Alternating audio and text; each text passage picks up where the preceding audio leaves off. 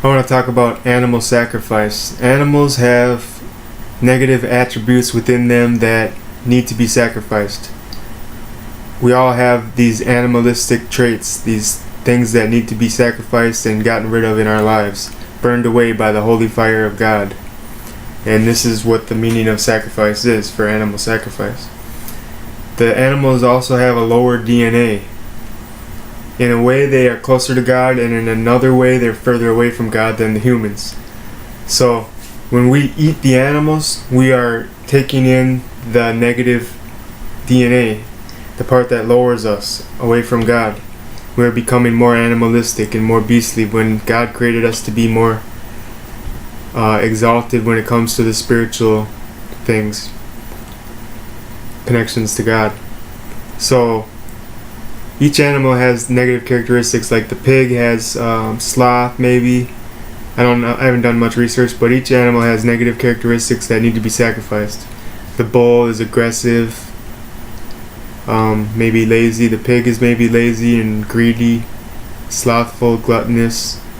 There's different animals' characteristics that can be sacrificed, and this is all this is talking about. But Jeremiah 7:22 says that God never commanded Moses or the Israelites when they came out of Egypt to sacrifice or do burnt offerings. He said to obey his voice, but they went backwards, and going backwards means they were going back to their old religion. They were blending the religion, just like Christianity got blended into the government by Constantine, and all the pagan religions got blended into Christianity so they could compromise, because Christianity was spreading so rapidly and he thought he'd lose his kingdom because his kingdom was mostly pagan, so he blended it in so people would get along. Same thing happened in the Old Testament. The government took over the religion, corrupted it, and stuff like that. So I just thought I'd let you know about this thing. So when you're reading the Old Testament, you gotta realize it's parabolical, spiritual. Yeah. And the cow, the spiritual teacher, like me for instance, when I'm reading the Word, when I'm reading the Bible, that's like eating the grass. I'm a cow eating grass.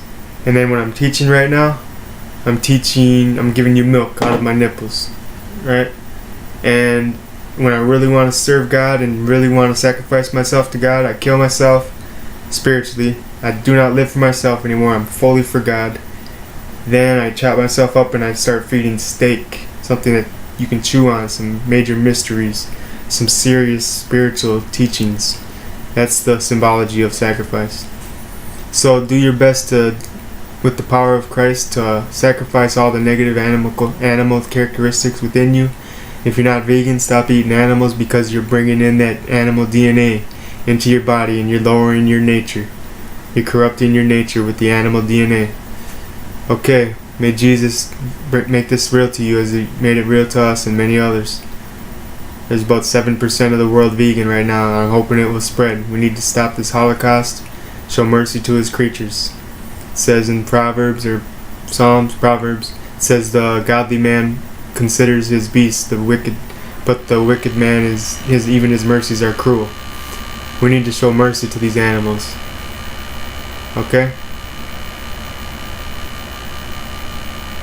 In the name of Christ, I pray that veganism will spread into the hearts of those who see this video, that they will see that it's the way of heaven, and that they will receive this hidden manna.